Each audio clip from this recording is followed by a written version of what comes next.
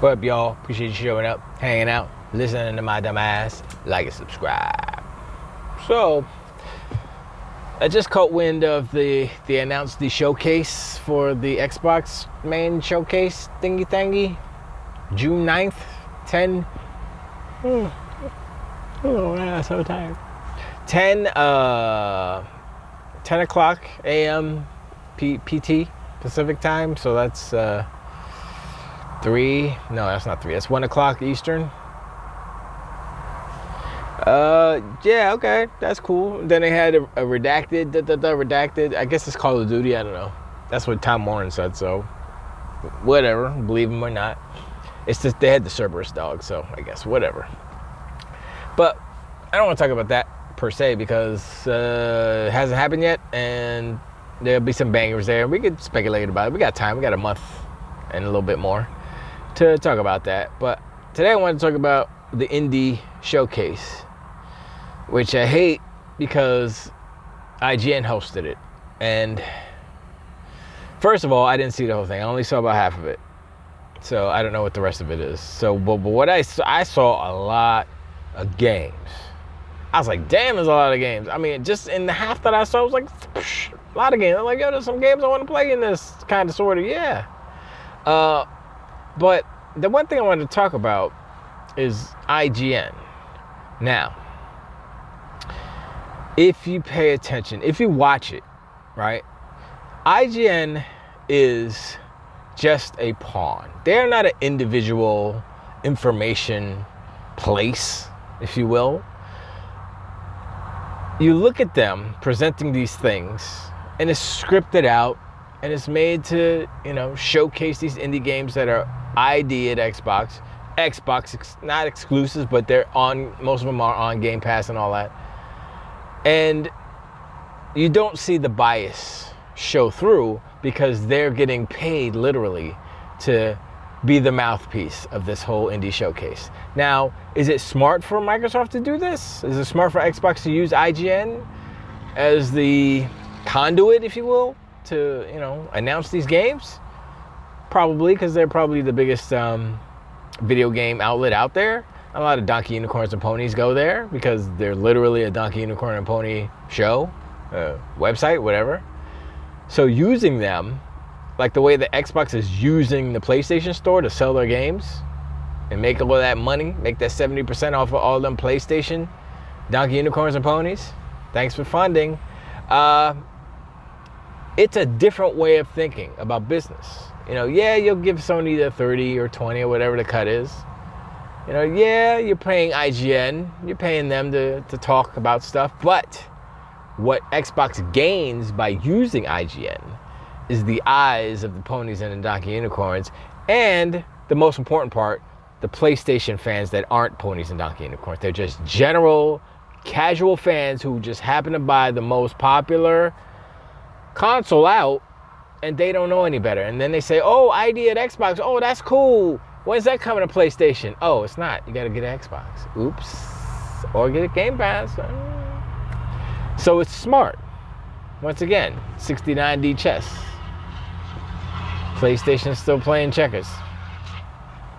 They're playing tic-tac-toe on a piece of paper. They're not even playing checkers. They don't even have a board. They got paper and crayons. Anyway, using it, it felt so, like we know the biases that exist in IGN, right? And then I'm watching Damien Hatfield and these other two people I never heard of talk, and they're all scripted, and it's so fake and wooden, and I'm like, y'all, so, And so I was like, okay, well, just get to the games, because whenever they cut to them, to those three hosts, I'm like, and they do their job. They say what's coming up next, and then it comes up next, and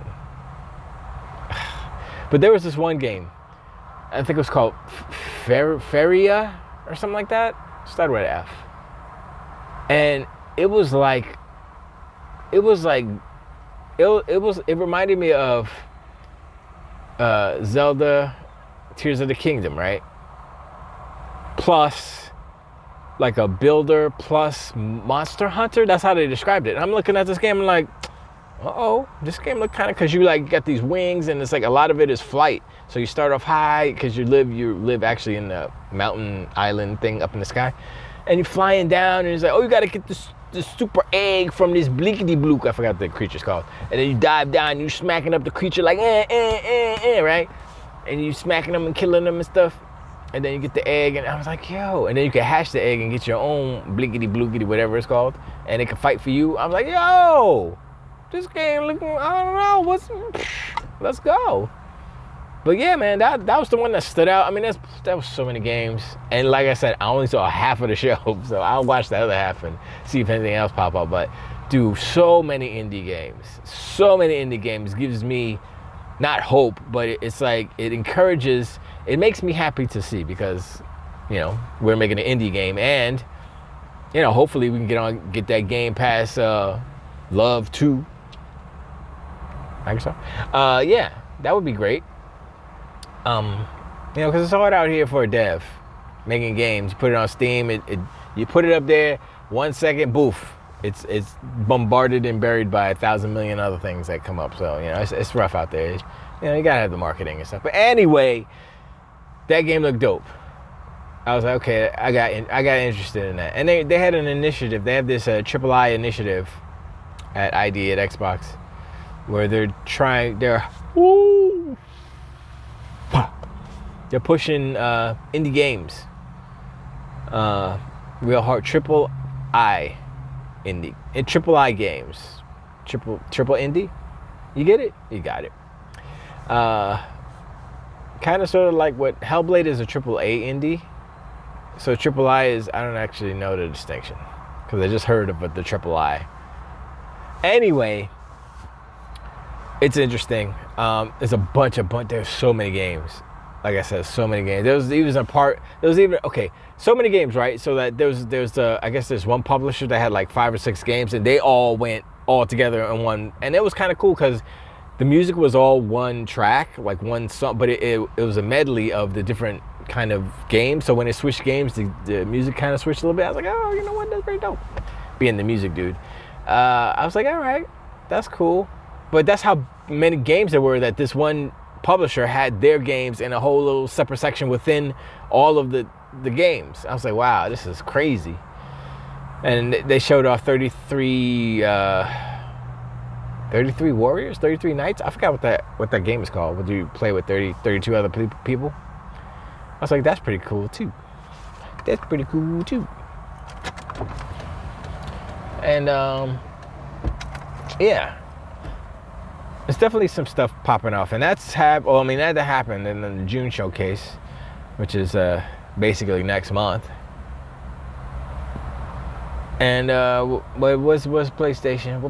What does PlayStation have? Okay, here's the problem, right?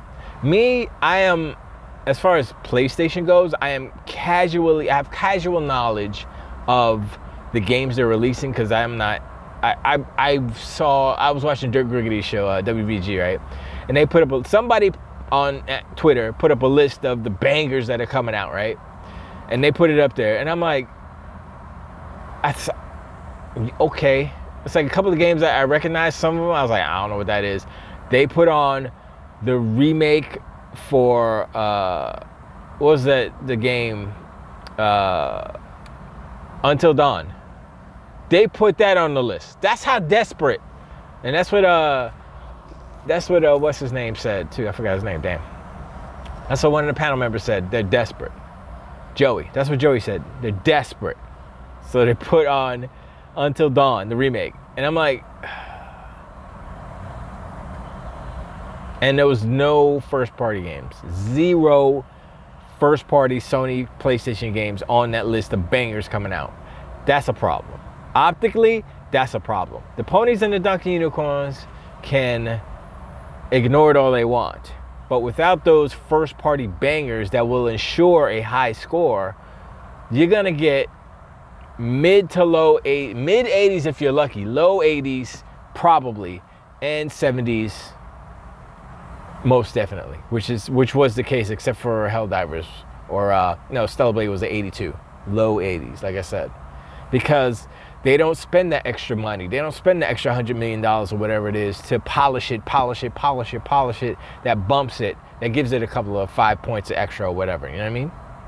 So that's a problem with Sony's strategy using third-party exclusives. They do not do the same thing that Sony does. They don't put $350 million into their game because it's stupid. It's a dumb way to make games. They know that, and so their games will never be like Sony's, bangers, because they're not spending that money. It's a waste of money. And I said this before, the fact that Sony has created this atmosphere, this culture of spending all this money, creating these expectations for their players, hardcore usually, it's only come to bite them in the butt now. Because now, if they don't make that game, if they don't make those games, then it's all downhill. And I told y'all, it's going to be downhill. It's going to be downhill from now on because they can't do it. They can't do it. And how do you score Spider-Man 3 Part 1 when it's an 8-hour game and you're spending $50 on it?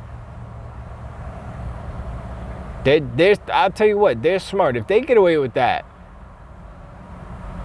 then that might be something that these bigger games would follow. You could be like, we'll make a 10-12 hour game, charge them $50, Part 1.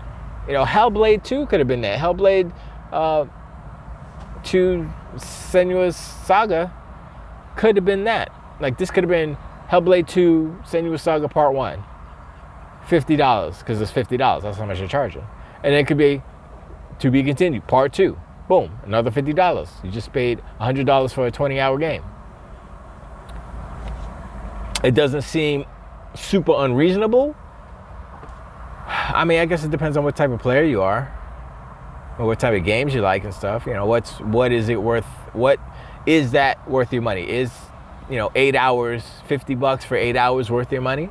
I mean, of course, it depends on the content, but I don't see it as egregious. So that plan for them, even though it seems like it's more of a desperate move, it's not as bad as just charging $70 and trying to cram everything in and blah blah blah. This way they can concentrate on it, I guess, focus and make a better game. Hopefully, I don't know how it's gonna work. It's an experiment, so. I mean, I think the Final Fantasy remake is the actual experiment, except for the price. They're doing it, they're taking one game and cutting it up. And there has been diminishing returns with that. So, like, if the first Spider-Man 3 Part 1 is alright, it's not like, oh, this is the best Spider-Man. It's like, it's mediocre. Then either, it'll turn people off and say, yeah, I'm not buying that second one. I don't care. I'm done. I've lost interest. Bring on Wolverine. Or if it's super banger and you're like, yo, I can't wait for the second, then, sure. But who knows? It's interesting. It's an interesting business model when it comes to the games. We'll see if it works. It works. And that's something that, other publishers can employ in order to squeeze a little bit more money out of their customers. Sure. I don't have a problem with that as long as they give you what you pay for. That's my main thing with anything, right? You get what you pay for, at least make it worth $50. That's all. But yeah, I got nothing else really to say. Let me know in the comments below what you think about the upcoming June showcase, June 9th at 10 a.m. PT, excuse me. And let me know if y'all saw the ID Indie showcase, the IGN, whatever, the Xbox showcase. Like I said, I'm gonna watch the rest of it tonight, but let me know in the comments below what your favorite game was. Mine was that Ferrari, I don't start with F, and then the girl was flying with butterfly wings or something. They were brown wings. Anyway, I appreciate y'all hanging out, like, subscribe, and I'll catch y'all on the next one too. Wait.